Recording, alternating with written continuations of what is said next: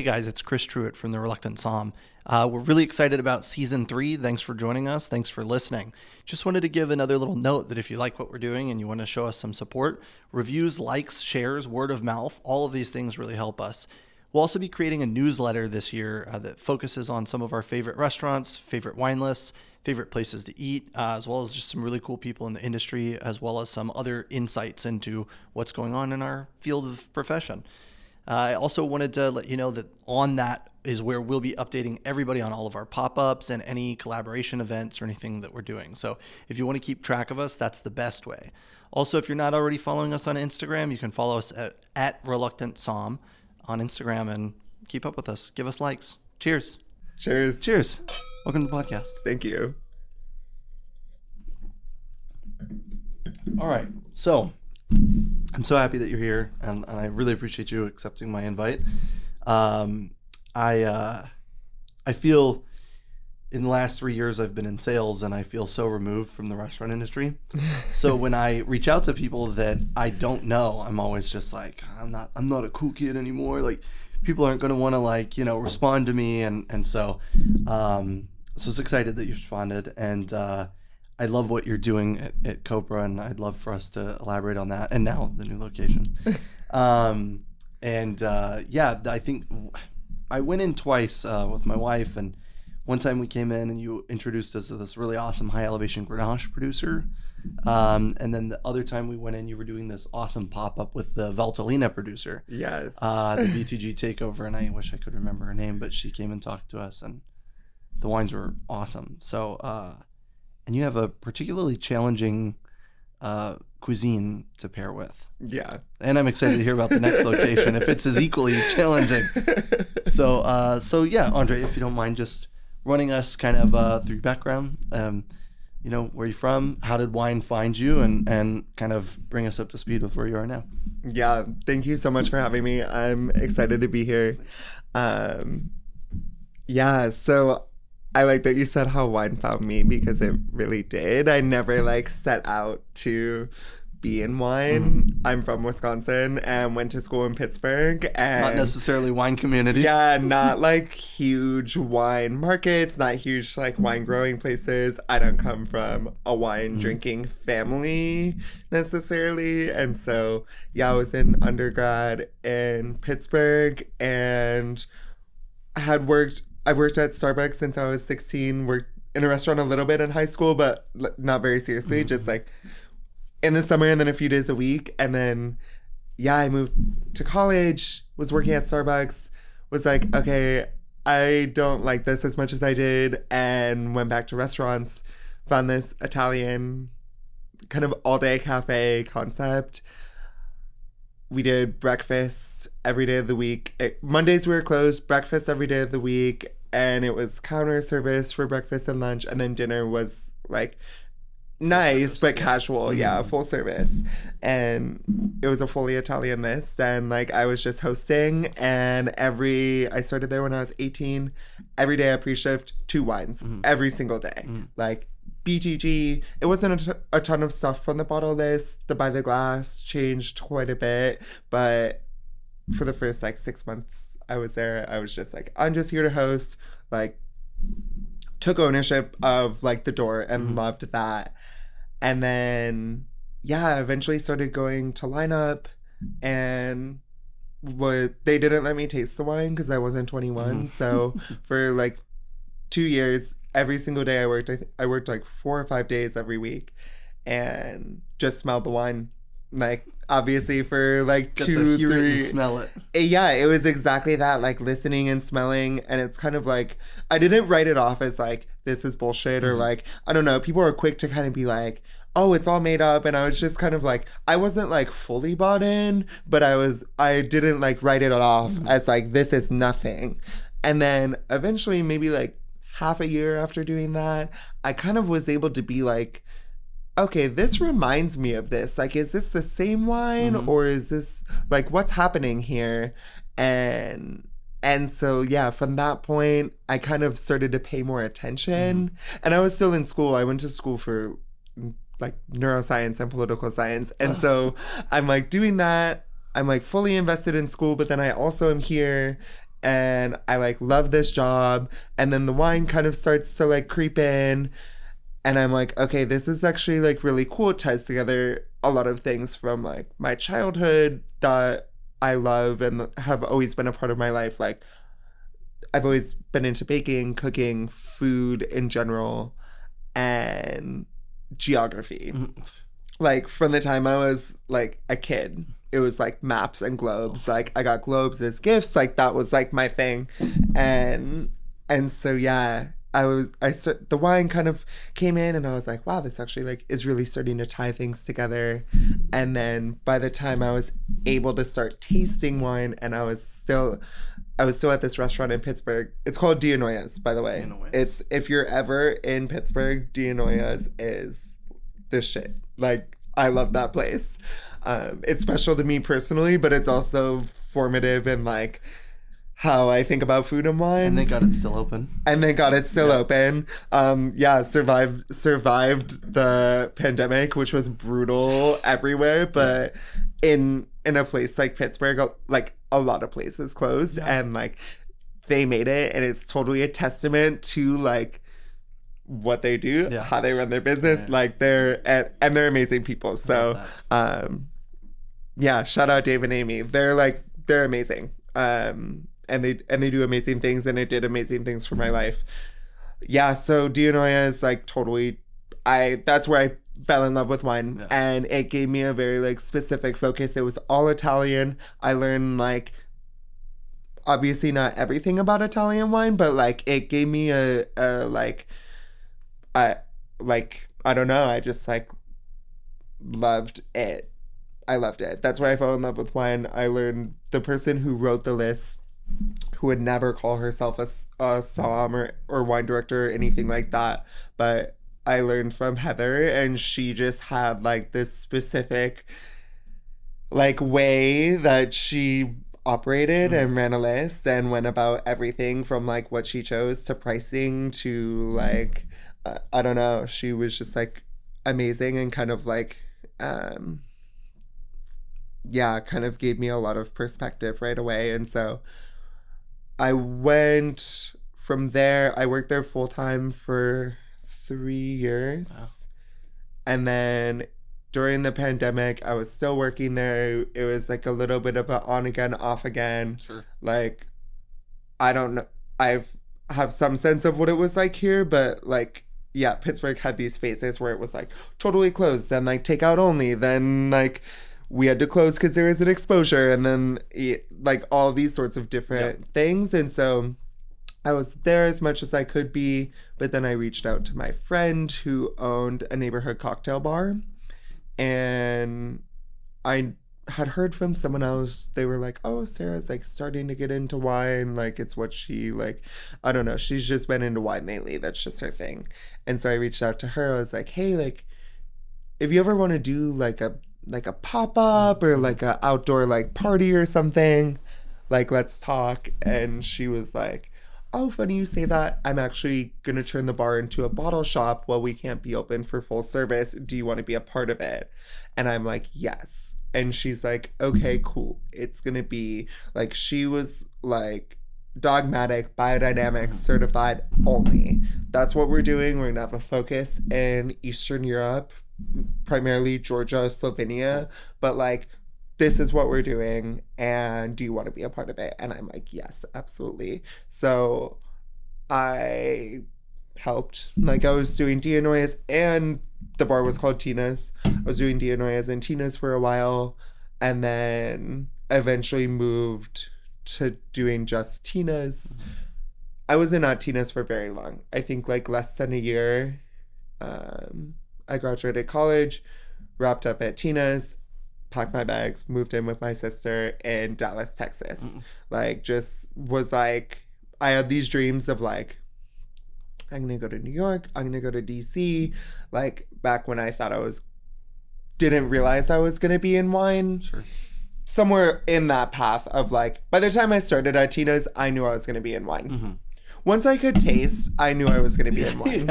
Like, I was like, okay. And it was weird. I never, like, sought out wine before I was able to like taste it. And then when we started tasting at work, I was like, this is crazy. Yeah.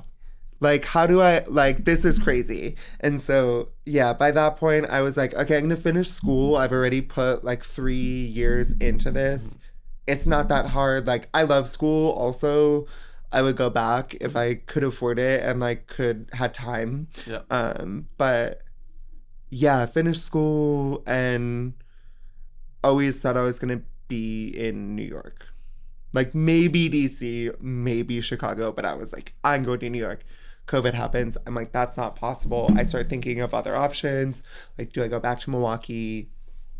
So I ended up moving in with my sister in Texas with like zero plan. Like, no plan. She was just like, come.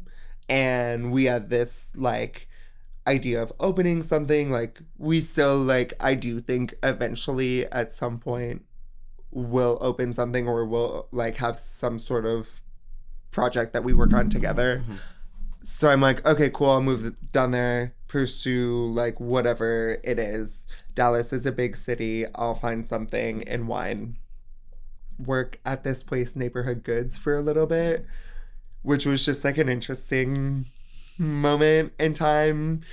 Have you ever, do you know Neighborhood Goods? No. I spent a decade in Galveston and I went to Dallas a handful of times, mostly for Tech Somm. And other than that, I never went. So yeah, Neighborhood Goods was in Plano. It was like a department store kind of concept, but like it was a startup and it was basically the objective was to revitalize the department store model in a modern way. So they took on brands that were online only and gave them a space to have their product, to buy and sell their product. And so it was like all these kind of brands come together. There's like a food and beverage component. Each of the stores, there were 3 stores that, well, Plano was the flagship, Austin, Chelsea Market. And so each of them had like a cafe bar situation. Like, I don't know, it's kind of cool. I got a job there. I was like the food and beverage lead. They like kind of gave me a long leash. They eventually realized the leash was too long and that I was just like, I was buying way more wine than I should have. Sure. And I knew we weren't going to sell it, but they were like, yeah, like let's do a wine shop in the back. And I'm like, okay, sick. We're going to start with like 50 SKUs. And yeah, I was buying like Thierry Germain and like Jacques Lassagne to sell out of this like place in Plano where like nobody wanted that shit. So but I had fun with it. And then, yeah, eventually I found this restaurant called Homewood. Homewood was a small restaurant, 70 seats, something like that. Wood-fired cooking, all, pretty much every ingredient we worked with was grown within 50 miles of the restaurant. Extensive fermentation program. Balls to the wall, like, no rules wine program, which was run by Lauren Loisel, who's a somm at Angler now. Yeah. And she, like, I dined there and they had like a crazy by the glass list and I was like, this is crazy. And then I went back and was like, I have a job that like pays me way like a lot of money and like I don't know what I can commit to here, but like I want to be here. And she was like, okay, so like what does that mean? And I was like, I don't know, like even like I'll like count inventory for you, like I'll like, you're like a cellar rat. Yeah. I was like, I'll do like whatever you need. Like I have experience in wine, but like I'm not like, I haven't done any of the coursework. I haven't like worked in fine dining. Like I don't know what to say, but like I just want to work like with you on this. And she was like, okay, well like I don't we don't have like room for another Somm because there isn't a Somm. Like it's just like I'm the GM and the wine director and the only manager that works in this restaurant. Classic post-pandemic restaurant. Totally, yeah. And one person for 3 roles. Exactly. It's exactly that. Like she had like, I don't know how she did it. I don't want to say she had no help. We had like that was a restaurant where like people just like came to work and did their job, and not everywhere is like that, as it turns out, but like every person that worked there gave a fuck. They cared about the concept. They cared about doing a good job. There was like integrity in every single person that worked there. Like it didn't matter if everybody liked everybody. If you didn't have integrity and you didn't come and do your job, you got pushed out, or you got like, we didn't even fire people. It was just like, they were mean to you if you didn't do your job. Right. Everybody. Yeah. So, I don't know. Group accountability. Yeah, but still, it's like, that's a hard job. You're the only manager. You're like, but yeah, so she was like, I don't know what to tell you. Like, we don't have Somms. Like, we have a server position. And I was like, well, what about a host position? And she's like, we don't have that. And I'm like, okay, fine, I'll come serve for like a little bit. Yeah. And so I started there, and like that. So I went from Italian to biodynamic to like doing whatever I wanted at this retail shop. Yeah. And like, I like knew like some stuff by that point, mostly was like intimately familiar with Italian and could really navigate that, but had exposure to German and Austrian wine from a place I bought retail from during the pandemic, Apteca in Pittsburgh, and was exposed, like they had just like cool stuff, like lots of the Von Boden book. Yeah, so I knew Italian and the Von Boden book. That's exactly what I was thinking of. Like the cool stuff. And I was like, Von Boden. Yeah. Like literally, like I knew like Italian and Von Boden and biodynamic from Pittsburgh. Then like I started to learn some French stuff when I moved. Like, I don't know, the Kermit rep was really good to me. Or like the distributor who had Kermit in Texas was good to me and like showed me a lot of stuff. And then I started at Homewood, which the list was probably like, when I started there, probably like 150 to 200 SKUs. Wow. And just this insane like breadth. We had like a ton of Cru Beaujolais, a ton of like very like classic Burgundy, not like high end, not like Lefebvre and like all that, but like just like lots of really high quality Burgundy. Didn't do a ton of Bordeaux, didn't do a ton of California, had some to offer, but just that wasn't really our focus.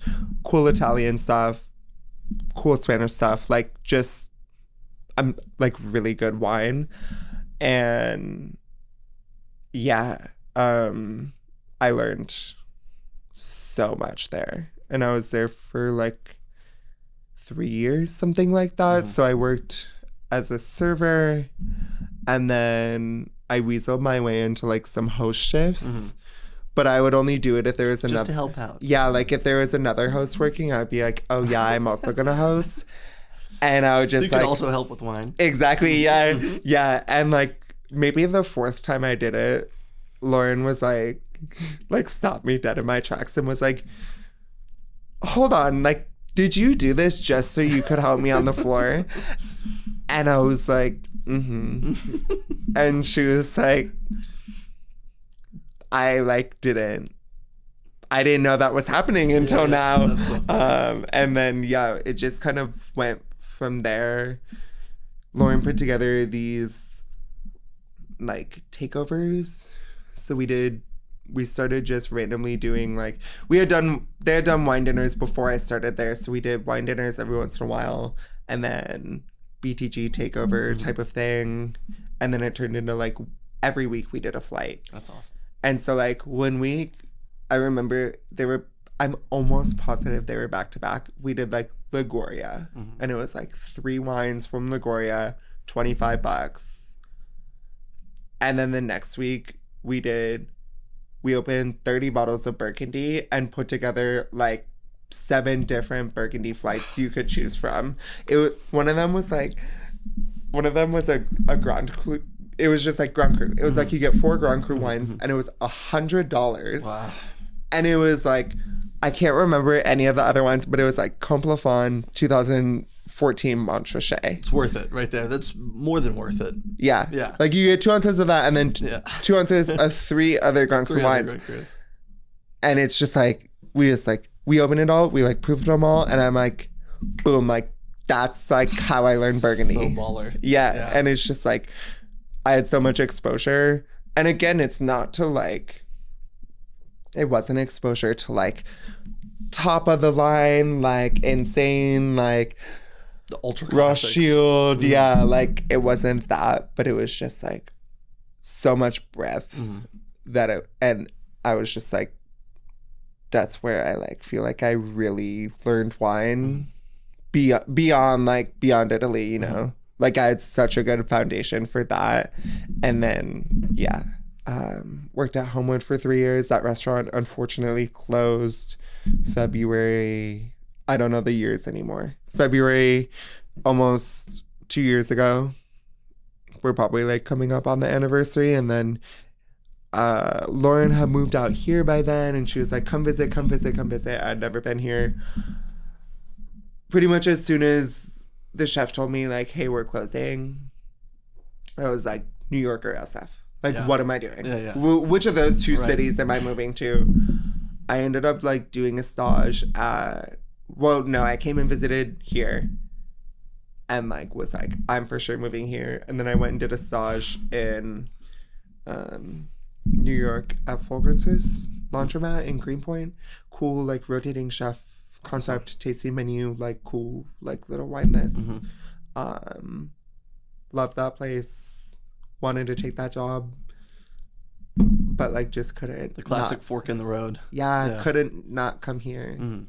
Like something about this was so like elusive.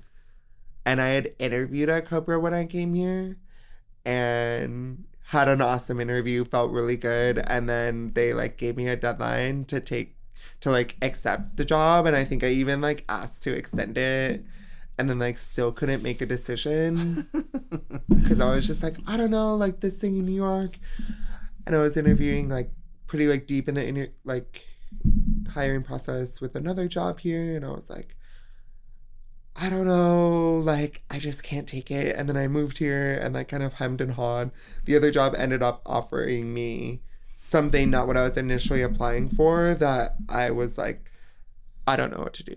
Like if I take the captain job at this restaurant that's about to open, or if I like take this other job with Copra.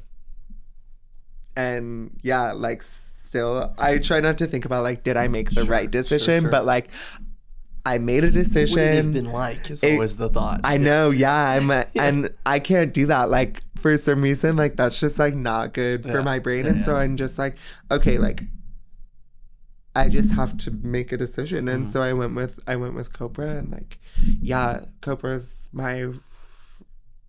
I worked at Absinthe for like 2 weeks, like helped out with some host shifts there. But Copra's like my first and only job in San Francisco so far. And that's how I got to here. That's awesome. And now you have a job in Menlo Park. Yeah. So, that's been something that's been on my radar, not since I interviewed, but maybe like since I started working there, they've been working on that restaurant. Wow. And it was supposed to open a long time ago, but you know how that goes. I know how that goes all too well. San Francisco is notoriously slow with development and permitting, and the ABC is in particular a thorn in the side of anybody that wants to have a viable business serving alcohol. Total nightmare. Total nightmare. It's because, because prohibition. I know it's because very, why? It's why? very like Puritan in a way. Yeah. It almost feels like we're going back to that sometimes. This will be my one tangent. It feels like we're going back to that sometimes when I think about like this, like this neo-prohibitionist kind of like non-drinking crowd, and it's always a little concerning for me. But then I remind myself, people want to be healthy. That's good, and people want to feel more connected with what they're drinking. And that's good too. But for sure.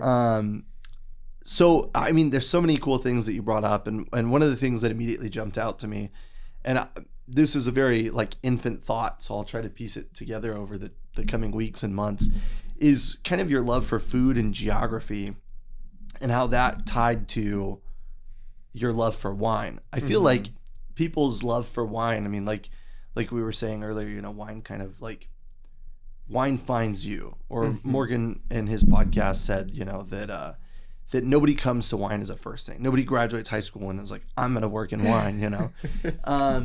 And I think that, you know, it's interesting to think about the things that people find that they like enough that that's what hooks them. And yeah, the love for geography is something that several guests have shared, and love for food, something that many people share. And so it's cool to see like how those things all kind of converged into your love for wine, you know? Totally. Yeah, no, it's like, it's so interesting. Like the geography component was like very, there are some things that you're born with, and like for me I feel like that was one of them. Like it is just like, yeah, it's just one of those parts of my brains that's like very active. Like I'm not creative. Like you can't like read my handwriting, I can't draw, I can't like, but it was like something about like the pictures and the maps and like, yeah, like I could like, when I was like 8, I could like, I knew where most of the countries were on a map. Way more than I do now. Like if you took like me at age 10 versus me now, like I knew so many like countries, and like I knew the country, the capital, and where they were on a map, and like that would be like all I knew about them. But like, yeah, now I don't know the like capitals as much anymore. I try and like do some like recall every once in a while. I'll like click around on a map and be like, okay, wait, what's this one again? But yeah, it was never like I care about like volcanoes and like it was never like actual like things that were happening there, but it was a very like, yeah, just kind of like country capital where they were on a map or a globe. And then yeah, like there's this picture of me and my mom when I was maybe like 6, and we were just baking. Like those are like the two things that like are just like part of like who I've always been.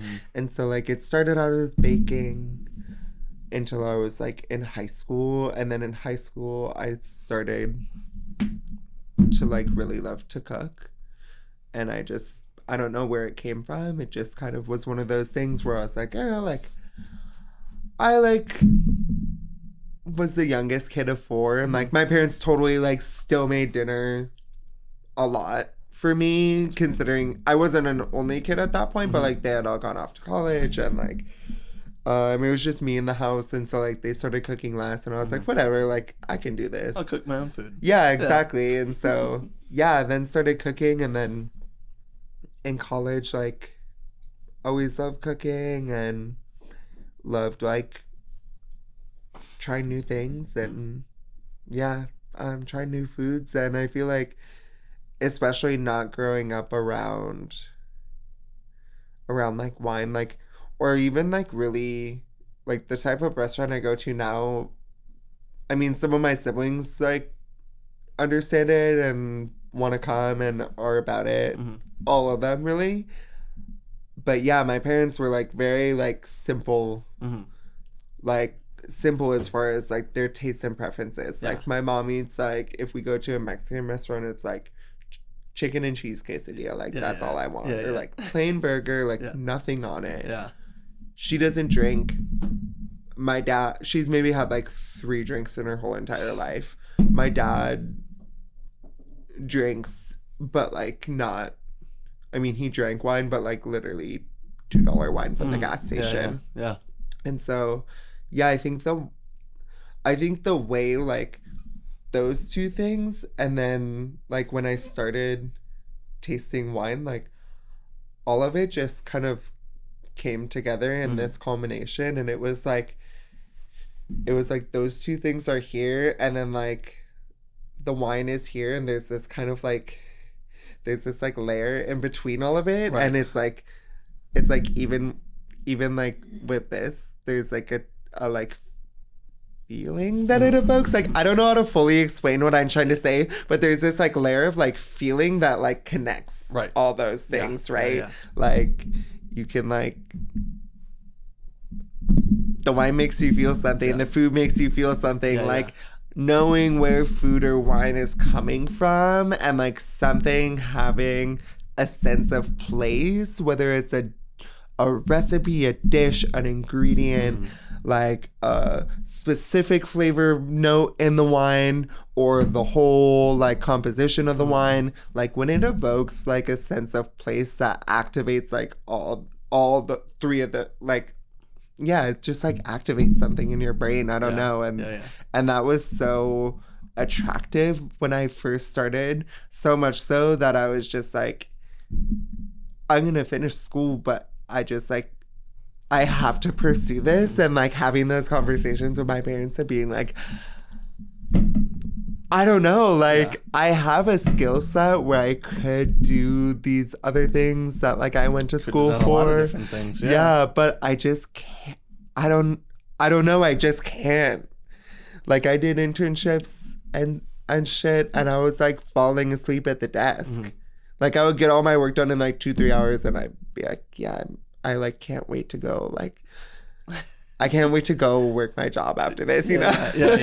And there's like ups and downs. Like some parts of like this are like not like a lot beautiful. Of it can suck pretty often. For sure.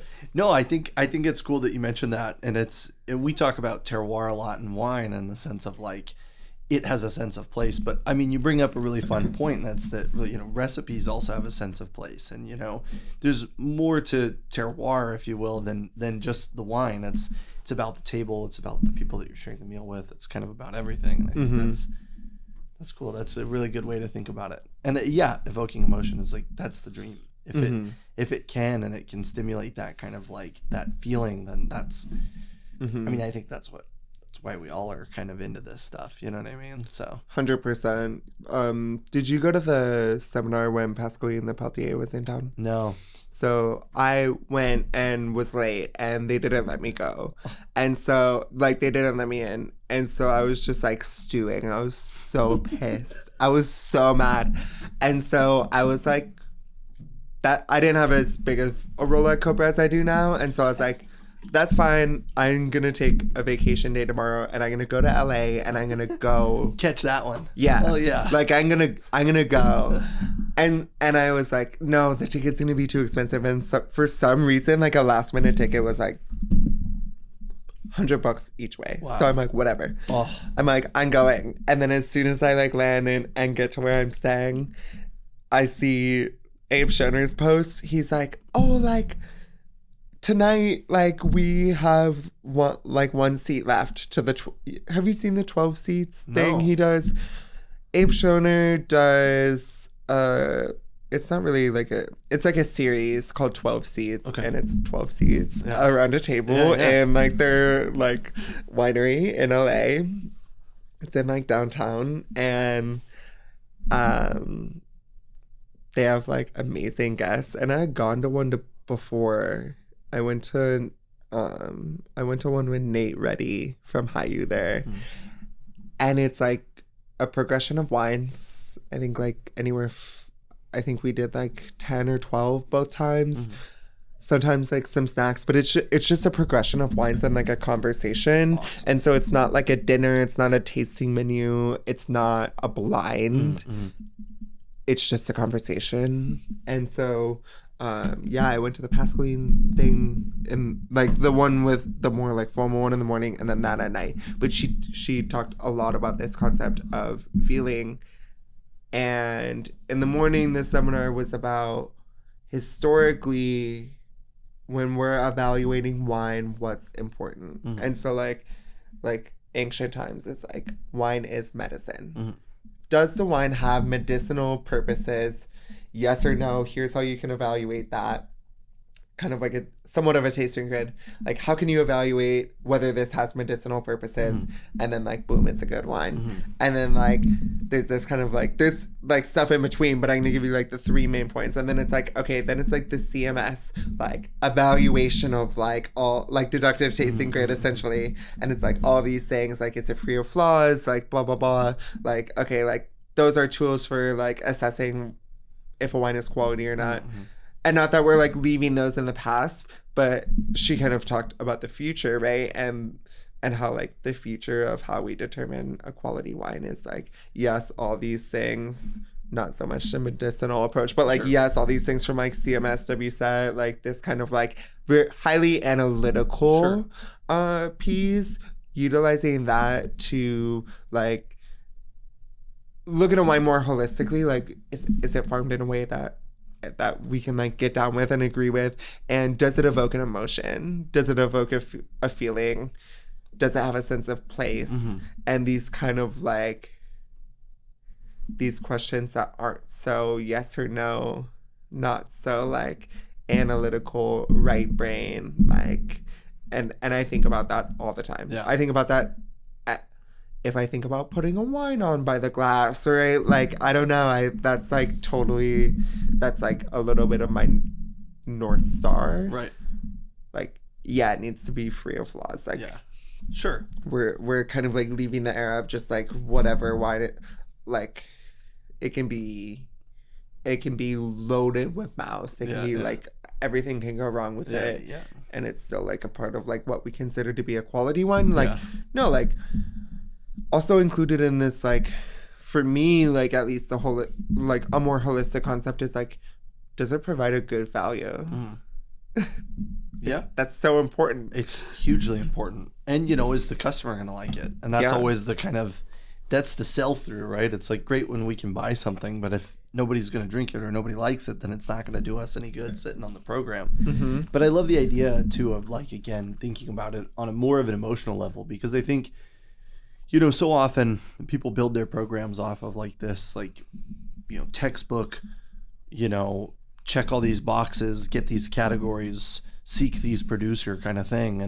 And I think that, you know, one of the cool things about your program, and I'll let you elaborate on it, but, you know, I was looking at it and it's like BTG, you have things from Calabria, Penedès, Brooklyn, and it's like fucking all over the place. And it's so cool to see that approach.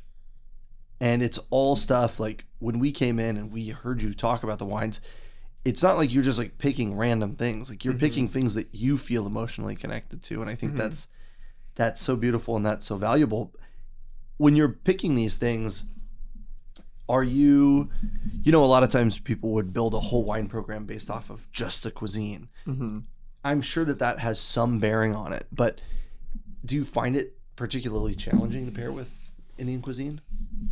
Yes and no. Okay. Yes and no. So at Copra, we serve South Indian cuisine. Our chef grew up in Kerala and Tamil Nadu, which are like the two coastal regions at the very south. And so it's a lot of seafood. And it's way different from what most people think of when they think of Indian.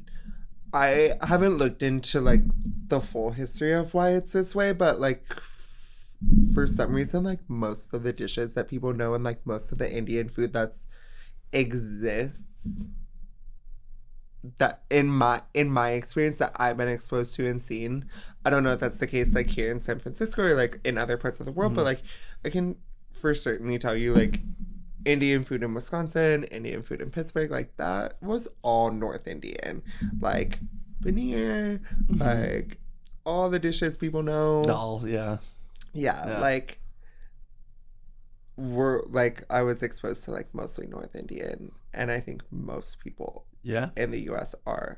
I'm not fully certain on that, but that's the vibe that I get. So yeah, we do South Indian, and the flavors tend to be a little bit fresher and a little bit more focused on things that are green. Primarily like herbs, like I don't know, just like a ton of herbs and everything, and like cilantro and vegetables, and like I don't know, lots of green things, either very prominent or like more subtle. And so the cuisine, and it's driven by seafood. I don't know if I said that or not. You mentioned that it's coastal, but driven by seafood. I think that's a huge difference than for what I would agree that I could only assume the majority of Americans are exposed to. Right. Yeah. Right. And yeah, I think people are quick to be like, it's spicy. And it's like, okay, like, yes, but it's all these other things. Yeah. It's spicy, it's verdant, it's fresh, like, yeah, all sorts of different things. And so, yes, it's hard to pair, like, the spice can be intense in some cases. Like, there can be some dishes that, like, definitely pack some heat that can, like, not be great with all types of wine. Sure. Or, like, yeah, not all wines are super forgiving. Like, generally, if you stay away from tannin in red wine and you stay away from, like, super, super lean, acid-driven whites, you'll be in a good spot. But, like, to, like, really hit the nail on the head with pairings, there's, like, there are certain qualities, I feel like. And also we're family style, so it's not this like one dish to one wine type of thing. It's like, okay, what, you know, 3 dishes, if I'm thinking about like a 4-top and serving a bottle of wine for entrees, like what 3 dishes, or if it's like, yeah, 2-top, drinking 1 bottle all night, like 5 to 6 dishes. Like, what is, again, it goes back to the composition thing, like what's the composition of everything that's going to be on the table, and what flavor profile in a wine can I look for, and how much is that wine going to change in the glass that can like carry you through this whole experience. And so, yeah, it is kind of hard, but like also if we use like some elements of like classical pairing techniques, like acid matching, texture matching, what grows together goes together. Like, there's not a lot of wine made in India, so like we don't, like, it's not that type of what grows together but like, okay, what other coastal wines do we know? What other like warmer climate wines could work here? What other wines are served with seafood generally? And then how does that fit into our program? Yeah. That's awesome. It's such a, again, it's so, I feel like I've been lucky, right? I've managed Italian restaurants. I've managed, you know, wine bar, and I've managed at a Japanese restaurant where I was buying the wine. And it's much easier to pair. I guess it's maybe more familiar to pair with Japanese cuisine. And so I always find it really fascinating. You know, recently we had an episode with Tim over at Roaming Goat, and you know they're an Armenian and Georgian focused wine bar, but they focus on everything Mediterranean. And you know, similarly, the cuisine is so far out of my realm of understanding that I find it so cool, and I think it makes a lot of sense now when I think about that Valtellina producer that we had when you did that BTG takeover, and I remember it being like much softer in tannin, and I remember just like this incredible like herbaceousness that came along with it. And I remember going like, well, this is awesome. And I think we struck up conversation over the 2 producers that I was representing, Sandra Fe, which is ultra classic, you know, tannin, a little bit more tannin structure, and Cherche, which is much more effeminate in style. And this was so kind of different. And I'm like, I love that a region that you would think as like has their style is can't be painted into the box, you know? So when you're working with all these other regions that you're working with on your program, I think it's so cool. And that's kind of that out of the box thinking is something that sounds like it's always been kind of, you know, throughout your history in wine, obviously Italian at an Italian restaurant, but then helping out at the wine shop or bar turned wine shop. And then going to Homewood. Going to Homewood and kind of working in all these different places is it's cool because it's trained you into an understanding about wine without beating your creativity into submission, which I feel like many of these kind of classes and structures can do that sometimes. Yeah, for sure. It's definitely been like a like free-flowing kind of just like, not like, oh, all ideas are good ideas, but I've learned from a lot of people who operated in a way that's like very intelligent. Like I don't know. Like just like very intelligent. Like when I think of like, okay, well, like why am I out of the box when it comes to wine? Like one, that's part of my personality, but two, like in Pennsylvania, it's a Commonwealth, and all the wine, like there are no wine deliveries that happen. You buy wine from a distributor who sells it to the state store. You buy it from the state and pick it up from like once a week. You go and pick up your wine for the week. Like that's how that works. That's brutal. And you like load up your car and you drive it back, and so like let's take like Christian Cheetah in 2018. We paid $45 for a bottle to buy it as the bottle shop. Leon and Sons was selling it for $40 a bottle. Yeah. What do you do? Yeah. And so like that's we weren't doing that at Dianoia's, obviously the Italian place, but like that's how Pittsburgh was, and so that's how Pennsylvania is. And so like how do you have to be so smart to run a program, because like you're in the age where anyone can look anything up. So like Heather was very smart about every single thing she did. Like you have to be like, okay, how much per glass can I reasonably sell this for, when like they can look it up and see how much a bottle costs pretty much, and we're buying it for even more than this online store is selling it. So I either have to sell something that isn't searchable or is so good that it over delivers for the price. And like, also that wine shouldn't have even been searchable. Exactly. It's so like, it feels so niche to me that like, you know, it's crazy to think that like, that there was that much kind of competition over the wine. But, and then how different was it when you went to Dallas? Because obviously Dallas operates off of the traditional distributor thing, but you're buying liquor from, which, you know, we were talking about wine, but you have to buy liquor from a separate distributor. You can't buy it directly, a separate party. You can't buy it directly from the distributor, which is a whole nother level of complexity. Yeah, all the laws surrounding it felt more relaxed in Texas for sure. And like, you didn't have to be like the cost thing like wasn't as much of a like battle there.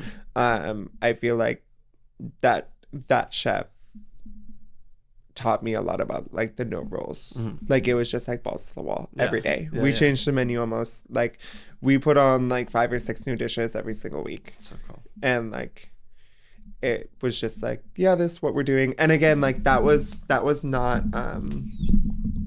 he didn't cook specific to a region. Like it was just kind of like drawing upon inspiration from the seasons or the ingredients that he was getting. And the ingredients he's getting, cool. And like his own experiences. And it wasn't like it was like nothing there was over stylized. And it wasn't just like pulled out of thin air. Like everything was like rooted in something, and a menu at any given moment, even though we're changing it so much, everything kind of talked to each other in a way that I thought was really like beautiful, and like for my opinion on like what a wine program should do. Like everything should be talking to each other. Like even though like we're pulling from like all these regions and we have all these different styles and we reflect such a broad range of wines and wine styles, like they need to like be in conversation with each other. And like if I put something on, it needs to talk to the other things that are here, and it needs to reflect like a specific spread of prices that I want to like have on the list. And it needs to like, I don't want to have like 4 French wines just because like people think French wine is the best. Like just have this disjointed program because you're just again trying to check all the boxes. Like I do some level of box checking, but like maybe it's just like different boxes, and just like no, like I want to have a Spanish wine. Like having a Spanish wine, whether it's white or red or both or like whatever it is, like having a Spanish wine on that list is important to me because one, I think Spanish wine gives you a run for your money, and two, like, it speaks to the food in a way that's, like, very important. Just generally, not all Spanish wine, not, like, old school Rioja, like, some of the, like, old school Spanish stuff doesn't always talk to the wine. It can, like, whatever, like, old school Albarino could, but, like, yeah, like, that isn't gonna talk to the food in some way, but, like, yeah, like some of the like Muchada Leclerc stuff, some of the like, I don't know, stuff on the coast in Spain speaks to the food in a way that's important. So, yeah, there's like some box checking, and particularly with prices. Right. Like, whatever category, like white or red, there's always going to be something at $15. Even if I'm like taking a loss or like whatever it is, like there's always going to be something that's 15. That's great. And if there can't be, like, I'm going to make something 15. Yeah. Whether I should or shouldn't is beside the point, but like take a little bit of an L on it just to make it accessible. Yeah. And it's like, I don't want to say sad, but it's a little bit jarring to like think about like, yeah, it's like almost $20 for like most of our glasses of wine, but that's just how it is. That's the world we're living in. Not only is it San Francisco, but that's the U.S., right? I mean, on the traditional, restaurant markup, I mean, this is standard. I'm going to places and I see wines that I know cost $13 a bottle, and some are being charged, $17 a glass. And well, why? Well, because every other wine by the glass is 17 or 18. So they really want to have this wine on, and they're gonna, and people with the Wine Searcher app or Vivino or whatever aren't seeing that some of those wines you pay $25-30 for, and you're charging $18 a glass just because you believe in it, right? Yeah. So it's about a mixed cost, right? Yeah. But yeah, I think it's a great point. Checking the boxes on pricing specifically is paramount, and it's, I don't know, it's cool. I love to see these programs, and I love to see places where go again. It's not just this like hard and fast line of saying like this is what we do and this is the only thing that we do. The chef with the rotating menu, was that the same restaurant that you were working with at Laurinette? Yes. Oh, okay. Yeah. Okay. All right. Yeah. That makes sense as to why the program could also be very fluid, I feel like. For sure. That program was very fluid, and it's just like, I feel like Texas maybe more so than here. It's like the Spanish container hit, like we're doing Spanish. Like we got a lot of Spanish stuff. Right. The Burgundy container hit for 2-3 distributors at once. We got a lot of Burgundy. Yeah. And we had a pretty like big. We didn't have an offsite cellar or like real cellar. Yeah. We operated on a wine fridge and a big old wine cabinet. Yeah. And we had an offsite like locker. And so the locker, we would just like kind of hide stuff. Like the previous wine directors hid stuff there. And so it was fun to kind of go dig up what they had. And like, we didn't have a big, huge, giant, like $500,000 budget to like be sitting on wine, but we had room to kind of like play and squirrel a few things away. We're allowed to put a few things away. And so it was fun to like be like, okay, we just put on a ton of Spanish stuff, like let's like drive up there and see what there is that we can pull and sell and throw on the list to like add some variety. But yeah, I think also to the point of like seasonality, like, okay, what ingredients is he working with? Like what do we need to throw on the list? What do we like, what's speaking to the season and the food and the current menu and the future menu. Yeah. And I want to ask you a question as somebody else that's lived in Texas. And this is, maybe there's no right answer, but I think a lot about San Francisco, and San Francisco being the wine mecca that it is, and being such an important market in the wine industry. And you think about New York, right? And New York's wines are heavily European because they're one of the first ports that lands.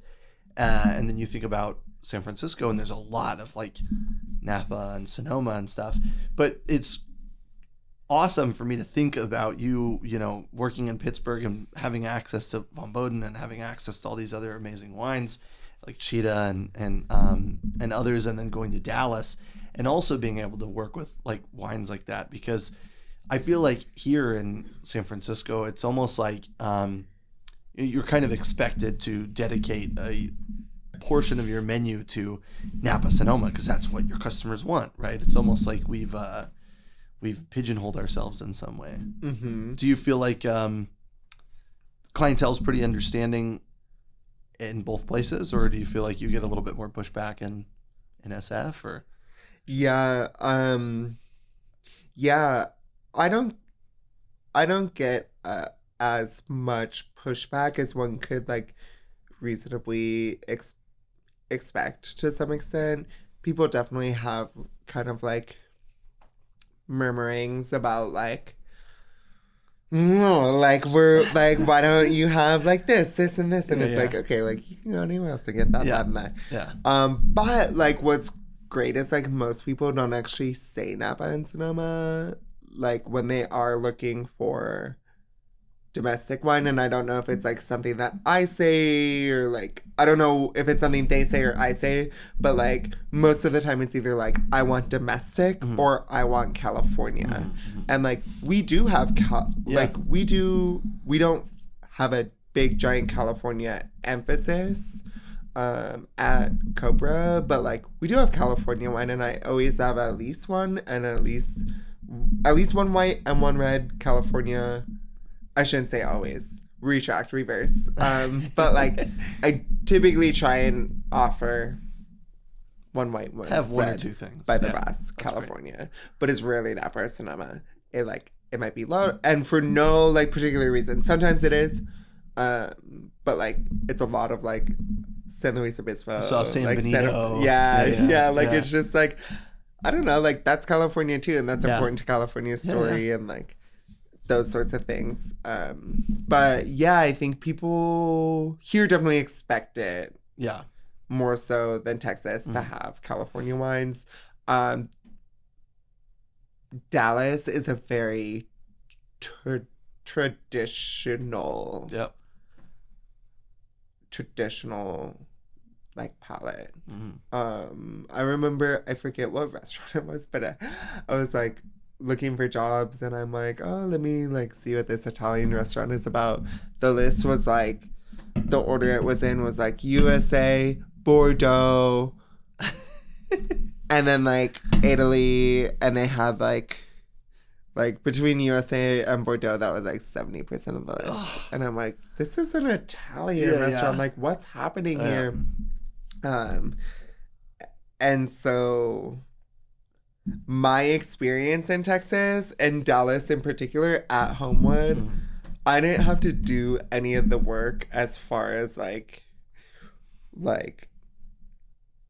training the customers, kind of like maybe how we would talk about it, which I'm like, I don't know if that's like a great thing to like say on a but like I think it is. I think it's important because it's true. Like it's about like setting expectations. Totally. Like they need to understand if they just come in and they expect to get that wine, like, and you don't have it, then it's kind of about setting that precedence before they get there, but also about setting that precedence like when they arrive, For sure. So training them in a way, I think is a good way to say it. It's like training the expectation. For sure. Yeah, Homewood had a very like specific selection effect. No one was coming to that.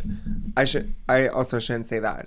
People generally, if they had at least like done a brief search of the restaurant or heard about the restaurant, they weren't coming looking for steak, potatoes, and Bordeaux. They're in for an experience. They're understanding that like we do this thing, they may or may not get it, but we do this thing, and it's either like it's gonna be really good, and whether or not it's to their specific like palate is different, or like what they expect or how they think a thing should be done, but like it's going to like say something about something. And so yeah, I didn't have to deal with a whole lot of like, where's this, or like, why don't you have this? There was like one guy in particular that was like pissed. He was like, why is there so much Nebbiolo? Who's drinking Nebbiolo? And I was like, because like we listed kind of similar to how we do at Copra, like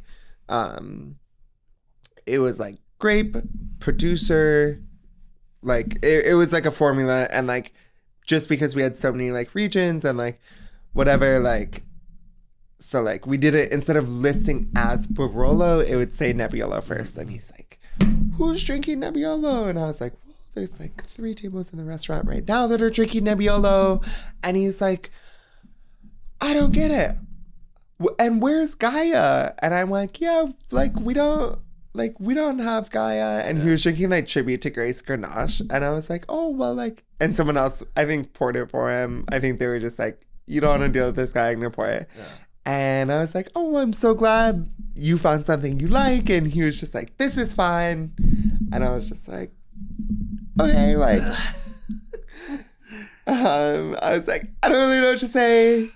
And then, yeah, and it's just like, that's how some people are.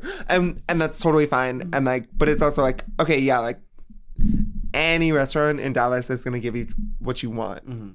Any of them. Yeah. And we do this thing. Yeah. And like, we just don't. Like, I have stuff. I have like I have California and I have domestic and I have cab and I have these other things. You chose this. You specifically didn't want to talk to me. Like, that's okay. Yeah. I could have like put the bumpers on and been like, that's not the like, if you're looking for Saxum Light, this isn't Saxum Light. This isn't Saxum at a cheaper price point. This is like a totally different expression of Grenache. Yeah. I have Saxum like things in that price if you like, in this same price as Tribute to Grace if you want to do that, but they're like, I don't know. Yeah I hear you. I mean, it's interesting too, because I feel like that's something that happens more often than I'd like to think of. But you know, you have these people that come into a restaurant and it's like they want to change things, or they want to, you know, discuss how things aren't necessarily the way that they would want them to be. And, you know, I think that oftentimes, you know, the service industry is not the servant industry, mm-hmm. right? It's not like we're supposed to do everything you want us to do. Mm-hmm. It's the hospitality industry, because you're hospitable to guests. You're a guest in my home. Totally. This is the thing that I'm doing. Mm-hmm. I'm happy for you to come and enjoy that thing. But, like, you don't go to your friend's house and tell his wife, like, did you make fucking turkey? I want steak. You know what I mean? Like, that wouldn't work out well. Yeah. Right? Yeah. And I think that people forget that. And I mean, you know, I applaud anybody that's going to go against the grain, and that's a challenge that they have to face all the time, I'm sure. For sure. In different grades, obviously, but. For sure. And it's like on the flip side of like the same exact coin, like, yes, like I feel like I used to be very rulesy and like, this is what we do and this is how it should be and I don't do this, and I've like really reeled some of that back. Yep. And just kind of been like, I'm not going to cater, but I also am very conscious of like, I would never want someone to feel alienated by our list, mm-hmm. or like alienated by our wine, or feel like there's nothing they can drink, or that we're too cool, or that we're too forward thinking, or that like, I would never want someone to feel that way. And so I always try and like, now we're just talking about the boxes I do check. Sure. But I think also like important in the conversation, like, yeah, like I always try like in I shouldn't say every, in a lot of categories and a lot of like kind of general things people are looking for, I try and make sure that there's like things that are totally recognizable, totally like normal or typical, and like totally like, again, like the price point thing is important. Mm-hmm. Like, I would never want someone to feel totally alienated.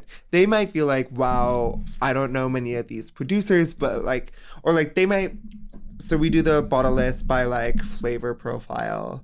And so it's like, they might go to which is a helpful way to do it for, you know, the people that don't necessarily know the producers too, right? Exactly, yeah. There's some kind of guiding light at least. For sure. So it's like they can be like, okay, I don't know any of these wines, but I know what I'm looking for.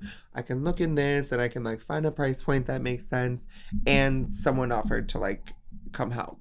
And so it's like, with those things, I feel like, okay, we've kind of put the bumpers on. Maybe the thing in the price point is Galliopo from Calabria. Yeah. But also, like, it's $68. It's 2016, and it's fucking good. Yeah. Like, Yeah. I don't know what to say. Like, anyone, like, if you're looking for cab and you see that this cab is $175 and that this cab is $135, but you want to spend under $100, like, like the things that are under $100, and particularly there's a number, like if it's 68 or 78, like that's a good fucking wine. It's if it's 68 or 78 on my list, anywhere, it's a good wine. Yeah. And it's like, I will make sure that like that wine isn't getting sent back. Those wines aren't always going to be the like margin cruncher that everyone thinks of, like when they think of wines that don't cost a lot. Yeah. Sometimes they are, but not all the time. And if they are, it over delivers. And if they're the thing that like isn't whatever XYZ costs or like whatever, like yeah, they over deliver for the price, because they should be more. Yeah. They shouldn't be more, but if we're looking at like industry standard, like they should be more. Yeah. So I try and like do some of those types of moves to like ease the like to like be the hospitality thing. Like the hospitality instead of, I think some people's approach as far as like hospitality and not alienating people is like lots of like kind of like softballs in BTG. Yeah. And for me, it's like some softballs in BTG, hitting a softball like as far as flavor profile, like the rich like big texture white, that's $15 by the glass. It's not going to be Chardonnay. Like if you're like looking for texture white and you want a lesser expensive glass of wine, it's likely not going to be Chardonnay, but it's going to be something really like delicious and similar. Like right now, your options like for that, like Petit Arvin Grosjean, $15, or like Harsh Levelou 2018, like $17. Yeah. Like those are your options, you know. And the Chardonnay, pretty good options. The Chardonnay is also like really good, but it's raw onion, it's $25. So like, but yeah, I don't know. I love that kind of a structure for a wine program too, though. Is like when I was at Ozumo, it was kind of my same concept. Like the things that I like and the things that I think are going to pair best with our cuisine are the things that I have priced at $12 to $14 a glass, or whatever the floor was at that time for our wine program. And you know, like Sauvignon Blanc, I'm going to make my margin on my Sauvignon Blanc. Exactly. Chardonnay, Pinot Noir, like nobody goes to a place and expects to pay less than $20 for a glass of Chardonnay or Pinot Noir, right? Yeah. So I would have like, you know, Marcus Molitor Riesling by the glass or Tatomer by the glass. And you know, I would always try to have like fun things on that like I believed in, you know, or some kind of like D-class, you know, quasi Barolo Nebbiolo that's like $14. And, you know, we're selling a bunch of Wagyu and it's like, I couldn't give it away. Nobody bought Barolo. I'm like, fuck me, right? But we sold a lot of Bordeaux, sold a lot of Napa Cab. Yeah. But yeah, I agree. I like to kind of like, I always thought like if somebody comes in and they're like not wanting to spend a lot of money and they're just going to like order the least expensive glass of wine because they like want to have a glass of wine. And I don't want a cocktail. I don't want a beer. I want to make sure that it's like whatever they pick is going to pair with the food, and that the least expensive wine is the easiest layup, because like that's how you're going to create those memorable experiences. And I love the idea of Galliopo as kind of an alternative. That's super cool. Nobody pours Galliopo by the glass. It's criminal. I know. Yeah. And that wine, like, that's like a... I know. I'm like, now I'm thinking, I'm like, when can I go in and grab a glass of that? No, yeah. And I'm like, I want more people. Like, I'll tell people, I'll be like, hey, like, these are the, these are the things that are, like, really good. Also, that's the other thing. Like, if someone's like, if they want to know, like, where the value is, or if they, like, say the word value to me, I'm like, let's talk. I don't care. I'll tell you what my, like, lowest markup is. I'll tell you. Yeah. I think that's another thing that when we talk about training customers, or we talk about kind of like setting that precedence, it's almost like it's always been the dance, that when you do your wine trainings and they go like, well, how do you feel out of budget? And, you recommend a cheap wine, a medium price wine, and a really expensive wine. Or you recommend an expensive one first and you see if they flinch and then okay, I need to drop it back down. But I mean, yeah, if people can come into dinner and say like, we're looking to spend about this much on a bottle of wine, like it makes our lives so much easier. Or they tell you, I'm looking for that value. I'm looking for something that I can get and not spend an arm and a leg on, but really like really enjoy. That goes a long way. It helps expedite the process. It helps, reach those expectations, and I think it makes for a little bit of more seamless service. So For sure. we need more of that. We need more of that transparency and that comfort for people to be able to talk about those things and not feel like judged, Totally. I only want to spend $150 on a bottle of wine tonight. Oh God. It's like, that's a lot of fucking money. Like $150 is not cheap. For sure. And it's like, yeah, I don't know. I feel like it's part of my job. Like pretty much no matter what they say, whatever, if they don't, most people don't say budget. Some people do, but I'm always like, great. What are we looking? I feel like most people, me selling wine here is different than working the floor at like French or Italian restaurant where people are like coming in thinking wine. Right. Yeah. Italian restaurant, Italian wine. Yeah. Like I think like people are maybe a little bit more like guarded or like caught off guard. And so they're like, we don't know at all what we want. And it's like, okay, the like typical series of questions like white or red, flavor profile, domestic or like non, and like blah, blah, blah. And then it's like, okay, what do you want to spend? Like if it's a two top, I'm like, okay, so we're thinking one bottle, great. What do you want to spend? Yeah. And they'll either give me a number or a range, or they're like, we don't really know. And I'm like, okay, here's like your options.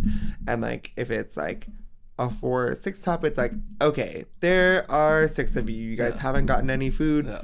Are you just doing one bottle? What's your total wine budget? What do you want to spend on a bottle? Like those types of things. Like I am not going to waste my time or their time talking about shit that they're never going to order. I'm not going to try and sell them something that's out of their budget unless like they're describing a wine that I think is like totally perfect. Then I might go like $15 above, or I might be like, hey, like you only want to spend $120. This is $150. Like I think it's really fucking perfect. Yeah. Here are also like this one's $150. These other two are like within or under the budget. Yeah.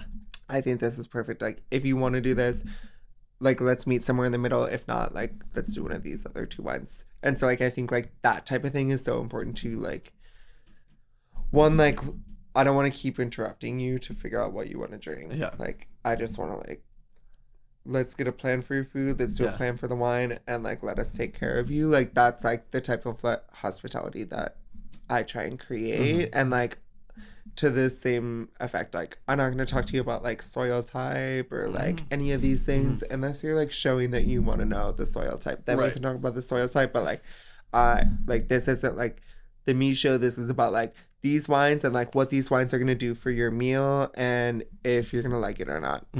That's it. That's the dream. That's all we need, really, and it's great because it seems like you found like a nice way to deliver it, right? Is so many places where like Bianca and I went out one time and we went to dinner and we were going to get like, apps and share an entree. And we went, Somm walked up to the table and they go like, do you need help with the wine program? And we're like, no, we're okay. Like, we're just looking. It was a really big program. We're okay. We're just looking. And they go, okay, well, like it's a pretty big list. Like, let me help. And we're like, okay. And he's like, what do you guys want to drink? And I'm like, I don't know. My wife's like Riesling. And I'm like, Condrieu. And he's like, it sounds like you guys don't really know what you want. And it sounds like you need to get on the same page. And he just like walked away and we were like, the fuck? And we look at the half bottles and there's half bottles of both of those things. Yeah. We're like, you could have helped us, and it was this kind of like, even as wine professionals, we were just kind of like put off like, is this the industry that we're part of? And sometimes it is, For sure. Yeah. Stuff like that is so off-putting. And also like the like inserting yourself into something and the like, well, it's a pretty big program. I feel like I've learned that like you never know who you're talking to. And for me, I'm just kind of like, I don't know, like also something that I've learned from mostly Heather and Lauren is like giving people options. Yeah. And like for me, that looks like if I see someone looking at the list, I'm like, hi, how are we doing tonight? Can I offer any, like, it depends on the person how, like, exactly what words I use, but like, can I offer any assistance on the list, or are you having fun taking a look? Yeah. Let them actually Yeah. answer, and then being like, oh, great, like, you're having fun taking a look, great, like, my name's Andre, I'm happy to help or answer any questions. And like that, like, for me, that's so important. And same with like even like recommending food. It's like, great, okay, cool, it's your first time here, like, would you like recommendations, or do you want to ask me questions, or should I check back in a few? And it's like, yeah, like, I don't want to talk to them about food if they don't want me to talk to them about food. 95% of people do. They're like, we would love some recommendations. Like, please help us. Sure. But like, the 5% that don't want that really don't want that. And I don't want to give it to them.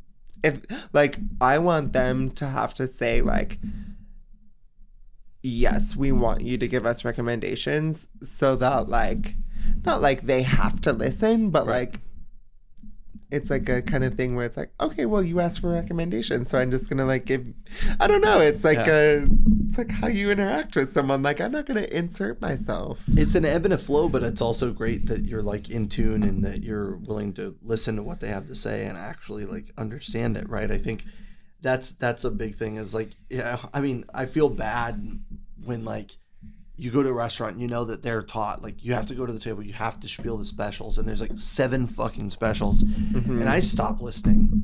You know, I'm like, I know what I'm getting. And then like they're like telling me the special, and I'm like, would you care to hear the specials? And I go like, no, that's okay. But sometimes they just like roll right into the spiel, and I'm just like, okay. And they go like, how much is that? And they're like, $87. And I'm like, for swordfish? And they're like, okay, no, I'm okay.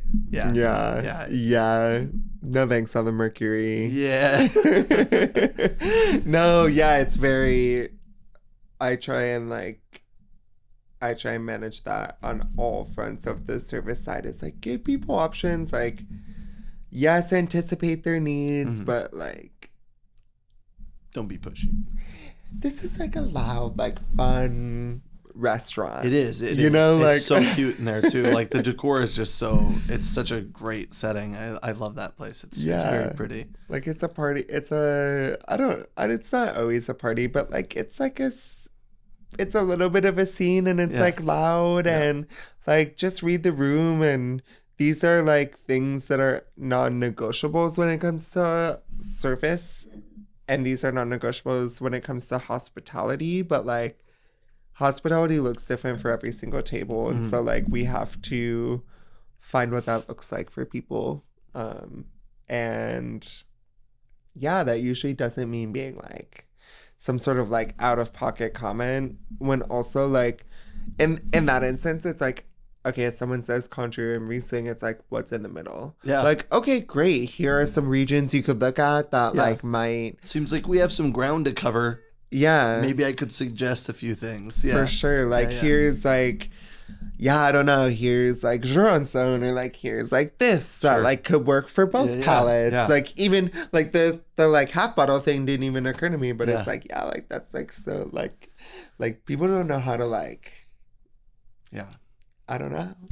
Do it. Our job is to bridge the gap.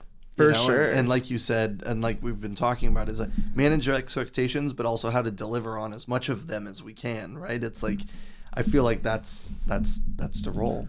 And that happens all the time in wine. How many times in a night, like working a floor, did you hear, you go to a floor top, they're looking at a bottle, they do want help, and they say, we like Pinot, and the other two say, we like Cab. Like, how many times a night do you deal with that? Like, what does that guy say to them? Does he say, like, sounds like you don't know what you want? Just, like, I don't know how to help you here. Just walks away.